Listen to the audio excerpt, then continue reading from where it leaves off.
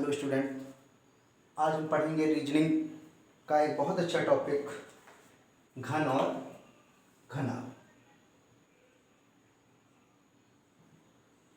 घन एवं घना।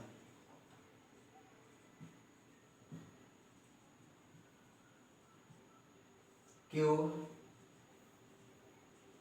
And cuboid. तो घन और घनाभ क्या है? जैसा कि आप लोग जानते हो, घन और घनाभ दोनों त्रिविमीय आकृति है, 3D डायमेंशन में आते हैं घन और घनाभ। तो यहाँ पर मैंने घन को फिगर आउट किया है और घनाभ को भी। तो सबसे पहले समझते हैं कि घन,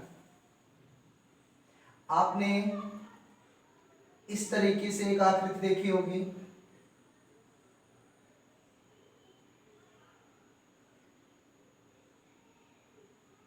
अगर इसमें ये लंबाई L और ये चौड़ाई ये सब क्या है? इस आकृति की चौड़ाई, तो B। और ये क्या है? चाहे ये ले लो, चाहे ये ले लो, ये है आपकी हाइट। अगर लंबाई, चौड़ाई और ऊंचाई L equal B equal H हो, तो ये आकृति क्या होगी? घन होगी, क्यूब होगी। क्लियर? और अगर इस प्रकार की कोई आकृति है, जैसे ये बना लो,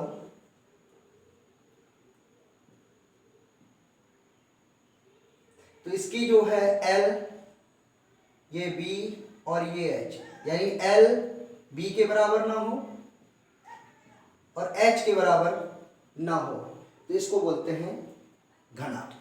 क्या बोलते हैं बच्चों? घनाभ। अच्छा, इसका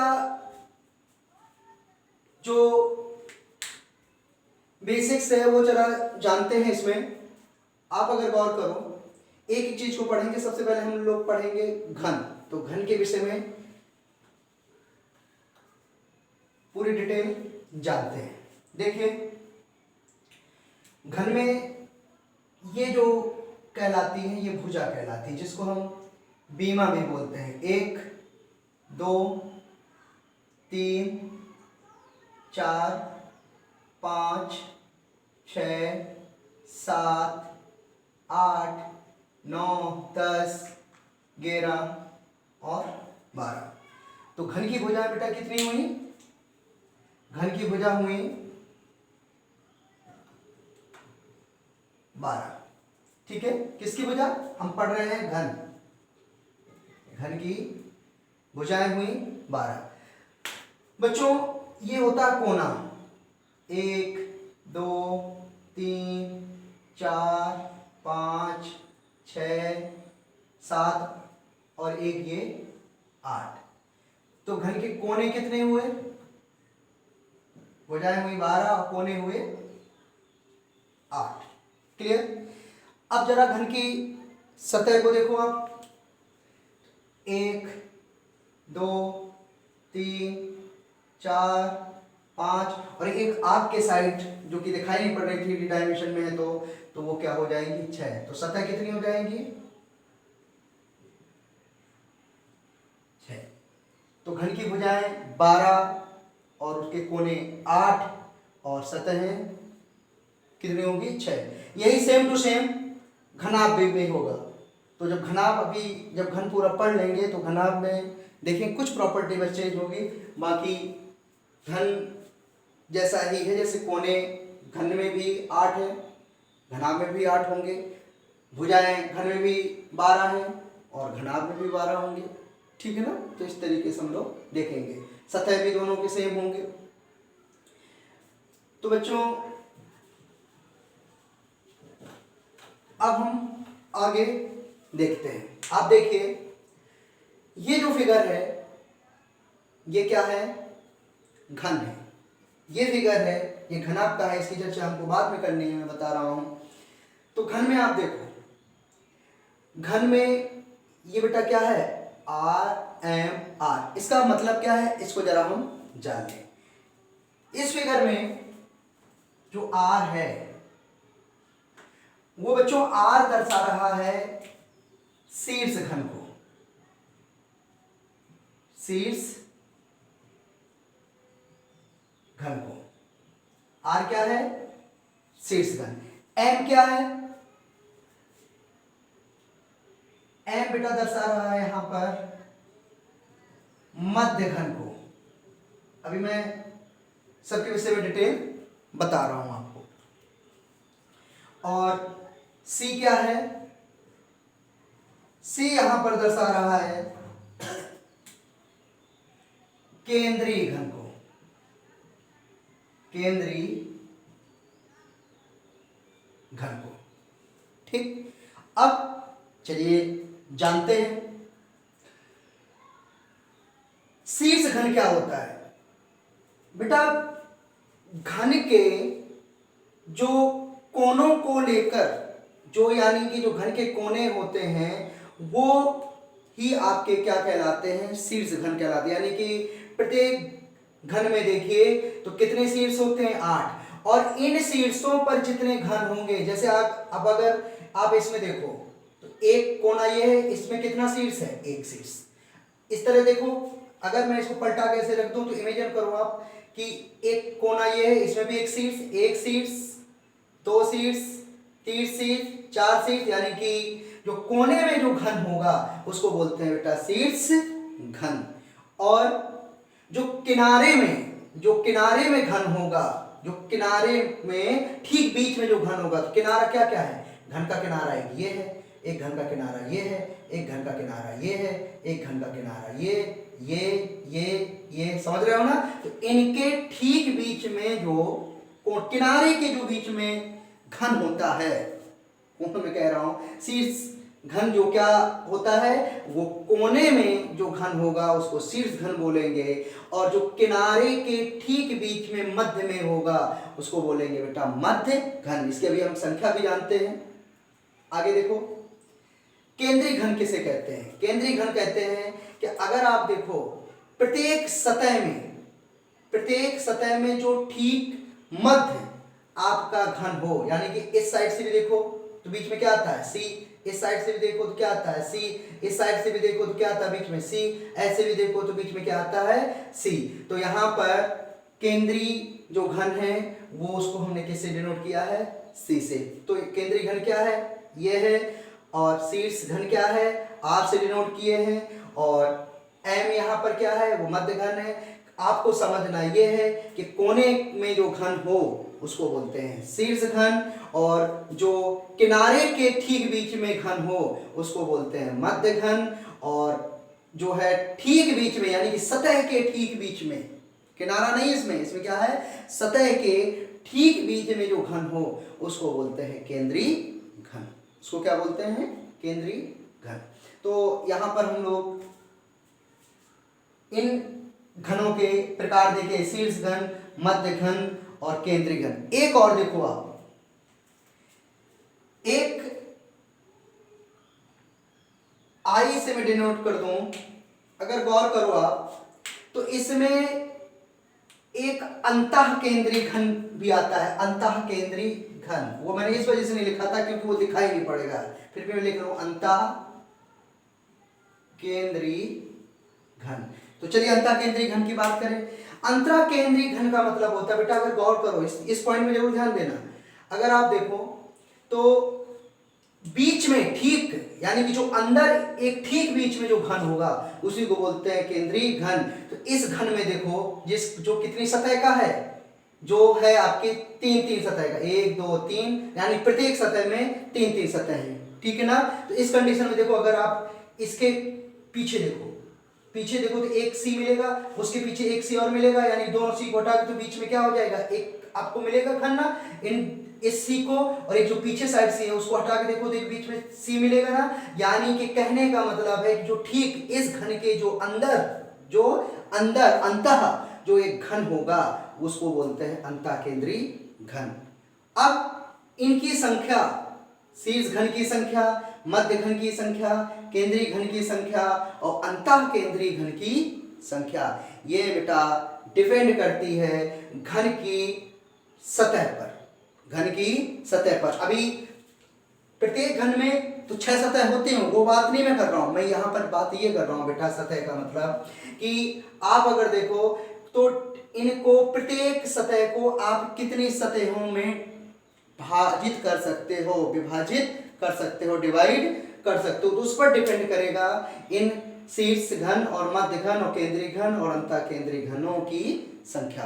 तो चलिए अब हम लोग यही जानते हैं। सबसे पहले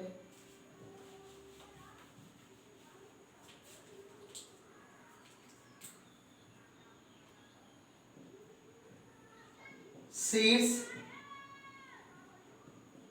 घनों की संख्या, शीर्ष घनों की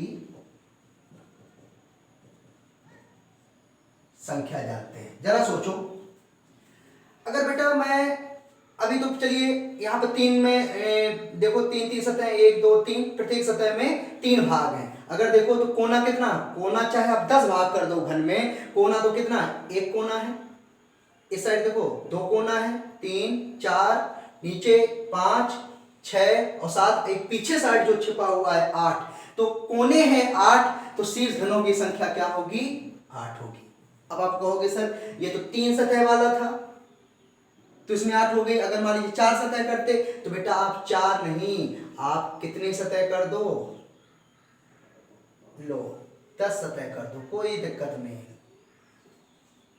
ये देखो आप इमेजिन करो, कोने तो आपके कितने रहेंगे, एक, देखो 1 कोना, 2 कोना, 3 कोना, 4 कोना। कोने हमेशा 4 ऊपर रहेंगे और 4 नीचे रहेंगे, रहेंगे ना, देख जरूर नहीं रहा, सोचो जरा, आप करो, एक इस साइड है कि नहीं है, तो आप देखो कोने चाहे जितना बड़ा घन कर दो, घन अभी इतना बड़ा है, चाहे उसको इतना बड़ा कर दो, कोने तो रहेंगे 8 ही। तो शीर्ष घनों की संख्या, ये कभी कभार 1 नंबर में ऑब्जेक्टिव में पूछ लेता है किसी किसी एग्जाम में, तो शीर्ष घनों की संख्या,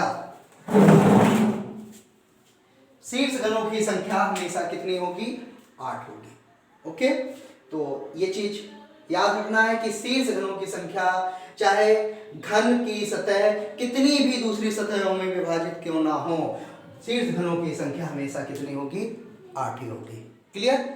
अब चलिए बात करते हैं केंद्रीय घनों की संख्या, केंद्रीय घनों की संख्या, केंद्रीय घनों की संख्या। तो बेटा केंद्रीय घनों की संख्या के लिए मैं एक सूत्र बता रहा हूं, 6n-2 का स्क्वायर। ये सूत्र कैसे बना, ये बेटा सूत्र बना कि केंद्रीय घन कहाँ होते हैं, प्रत्येक सतह जो घन की सतह होती है उसके बीच में होता है, तो घन की सतह होती है 6। और आप देखो केंद्रीय घन कैसे मिलेगा, आप चाहे इस साइड से देखो तो 2 को हटाने पर, चाहे इस साइड देखो 2 को हटाने पर, चाहे ऐसे देखो 2 को हटाने पर, चाहे ऐसे देखो 2 को हटाने पर, इस वजह से 2 को हटाया गया है। फिर भी आपको फार्मूले पे ध्यान देना, ठीक। अब मैं बताऊंगा n क्या है यहाँ पर, ठीक है। तो केंद्रीय घनों की संख्या कितनी होगी यहाँ पर, 6 × n-2। अब मध्य घनों की संख्या क्या हो जाएगी बेटा, मध्य घनों की संख्या। तो मध्य घनों की संख्या बराबर 12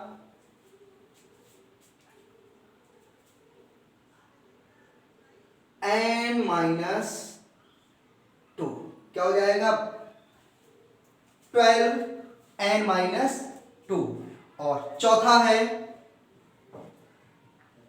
अंतः केंद्रीय, जैसे आपसे पूछा जाएगा कि इनकी संख्या बताइए तो आप निकाल लोगे तुरंत, अंतः केंद्रीय घनों की संख्या n-2 का क्या करेंगे, क्यूब। ठीक है।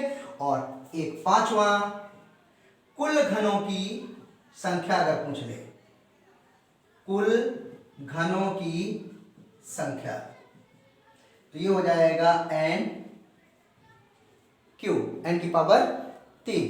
ठीक है। जहां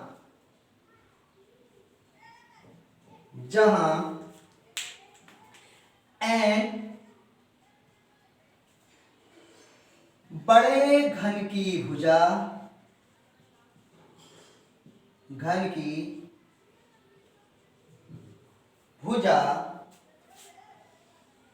बटे छोटे घन की भुजा, छोटे घन की भुजा। इसका मतलब क्या है, 2 मिनट वेट करिए, आपको पता चल जाएगा। देखिए, केंद्रीय घनों की संख्या, केंद्रीय घनों की संख्या का मतलब यहां पर क्या है बेटा, केंद्रीय घनों की संख्या का मतलब है कि आप ये C का मान निकालना है आपको।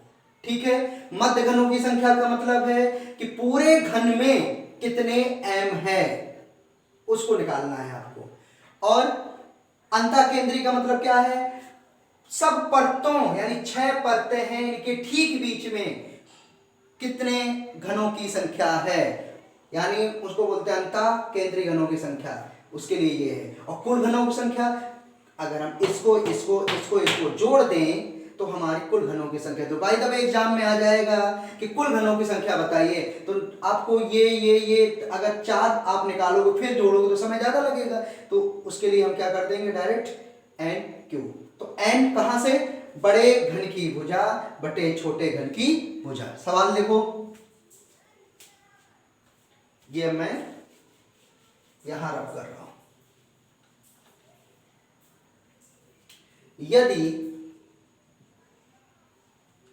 यदि 3 सेंटीमीटर वाले, 3 सेंटीमीटर भुजा वाले, 3 सेंटीमीटर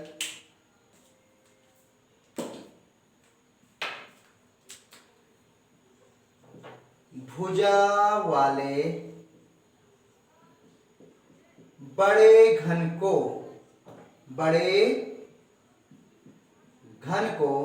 एग्जाम्पल है, यदि 3 सेंटीमीटर भुजा वाले बड़े घन को 1 सेंटीमीटर वाले छोटे 1 सेंटीमीटर वाले छोटे घनों में विभाजित किया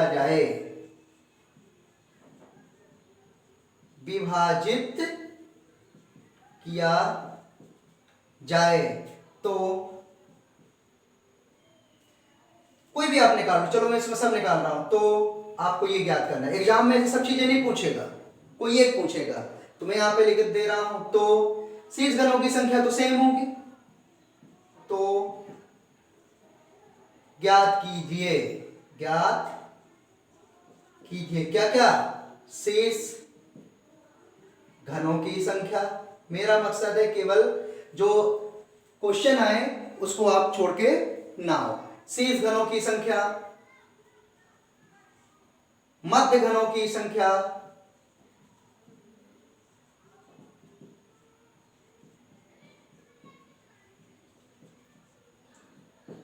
तीसरा आपको ज्ञात करना है अंतःकेंद्री घनों की संख्या, अंतःकेंद्री घनों की संख्या, और शीर्ष घनों की संख्या, मध्य घनों की संख्या और केंद्रीय घनों की संख्या। चलो यहां पे लिखते हैं केंद्रीय घनों की संख्या। देखिए ये अंतःकेंद्री घनों की संख्या है और केंद्रीय घनों की संख्या, और ई कुल घनों की संख्या, कुल घनों की